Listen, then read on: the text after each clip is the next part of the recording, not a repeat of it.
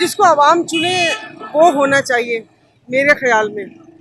बाकी अब देखिए किसके किस्मत के सितारे चमकते हैं। अच्छा, ये पीपल्स पार्टी की लिस्ट के हवाले से आपका एक ट्वीट हमारे सामने आया था। साइमा आरा के लिए आपने कहा था कि ये निसार खुराना की पर्ची है, तो इस पे क्या कहेंगे? ये कैसे मतलब हो सकता है? नहीं, कैसे हो सकता है? अब जाहिर है मैंने बात की है तो वो मैंने किसी सबूत के साथ की है, और वो तो फिर बहुत बाद में पता चला कि यक न शुद्ध दो शुद्ध, कि उनसे ऊपर भी कुछ मिस खालिद हैं, गजना खालिद शायद। तो ऐसे थोड़ी होता है, ये तो फिर इलेक्शन की शफाफियत पर सवाल उठेंगे, और आगे जो भी होगा हम तो इसको मोरद इल्ज़ाम ठहराएंगे कि आपको ऑब्लाइज करने के लिए आप अपनी टीम में से बंदे, आपकी राइट लेफ्ट हैंड जिनको कहा जाता है, उनके नाम आपने उन लिस्ट में डाल दिए, तो इसको ऑब्लाइज करना ना हुआ तो क्या कहते हैं। अच्छा, पीटीआई चेयरमैन के हवाले से आप क्या कहेंगे? क्या उनको इलेक्शन में हिस्सा लेना चाहिए? बाहर पीटीआई को उस तरह से फील्ड मिल रही है जिस तरह से दूसरों पार्टियों को मिल रही है? देखिए, सोशल मीडिया की ही जुबानी जो पता चलता है और जो चीज़ें देखते हैं, तो वो देखिए लेवल प्लेइंग फील्ड तो मेरा नहीं ख्याल के मिल रही है। जिस तरीके से सब कुछ हो रहा है हम लोगों के सामने है, तो मेरे ख्याल में किसी जमात पर ऐसे कदगन नहीं लगानी चाहिए। नो वही के वाक्य को काफ़ी सारा टाइम गुजर चुके हैं, तो वो मैं भी चाहती हूँ कि उसके जो किरदार है वो सामने आने चाहिए, तो वो अमल भी बहुत देर से चल रहा है। तो एक अजीब सी कैफियत में लोगों को डाल दिया है कि क्या है और क्या नहीं। लेकिन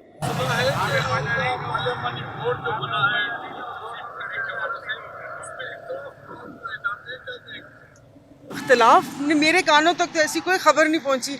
मतलब कौन करेगा इख्तलाफ? अच्छा, बहुत सारे लोग हैं वैसे इख्तलाफ हो रहे हैं। नहीं, मतलब मुझे मेरे कानों तक खबर नहीं पहुंची। अगर कुछ पता होता तो जरूर आपको मैं बताती। लेकिन अच्छा, ये बता दें कि आप जनरल इशरत पे भी इलेक्शन लड़ रही है, फिर क्या जरूरत थी? मकसूद इशरत में भी आपने फॉर्म जमा कराया, यहाँ पे क्या आपको कोई खौफ है कि आप वहाँ से हार जाएंगी?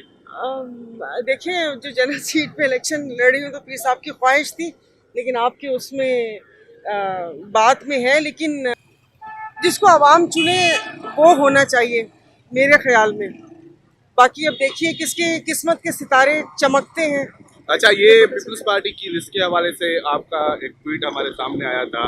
साइमा आरा के लिए आपने कहा था कि ये निसार खुराना की पर्ची है, तो इस पे क्या कहेंगे? ये कैसे मतलब हो सकता है? नहीं, कैसे हो सकता है? अब जाहिर है मैंने बात की है तो वो मैंने किसी सबूत के साथ की है, और वो तो फिर बहुत बाद में पता चला कि यक न शुद्ध दो शुद्ध, कि उनसे ऊपर भी कुछ मिस खालिद हैं, गजना खालिद शायद।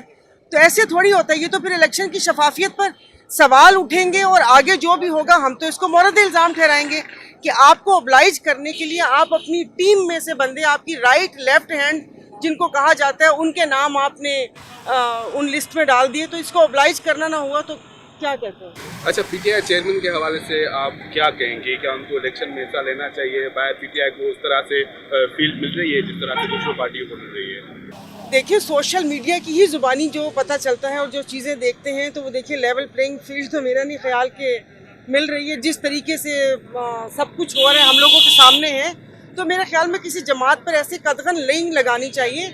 नो वही के वाक्य को काफ़ी सारा टाइम गुजर चुके हैं, तो वो मैं भी चाहती हूँ कि उसके जो किरदार है वो सामने आने चाहिए, तो वो अमल भी बहुत देर से चल रहा है। तो एक अजीब सी कैफियत में लोगों को डाल दिया है कि क्या है और क्या नहीं। लेकिन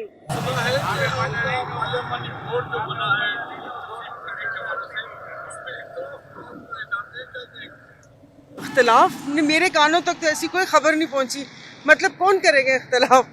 अच्छा, बहुत सारे लोग हैं वैसे इख्तलाफ हो रहे हैं। नहीं, मतलब मुझे मेरे कानों तक खबर नहीं पहुंची। अगर कुछ पता होता तो जरूर आपको मैं बताती। लेकिन अच्छा, ये बता दें कि आप जनरल इशरत पे भी इलेक्शन लड़ रही है, फिर क्या जरूरत थी? मकसूद इशरत में भी आपने फॉर्म जमा कराया, यहाँ पे क्या आपको कोई खौफ है कि आप वहाँ से हार जाएंगी?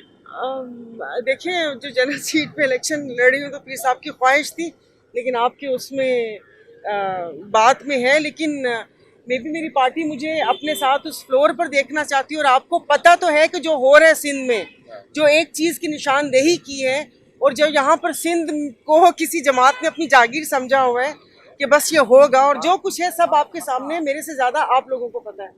तो हफ्से मा तकद्दुम के तौर पे एक ऑक्सीजन मास्क साथ रखा हो। बस हो गया।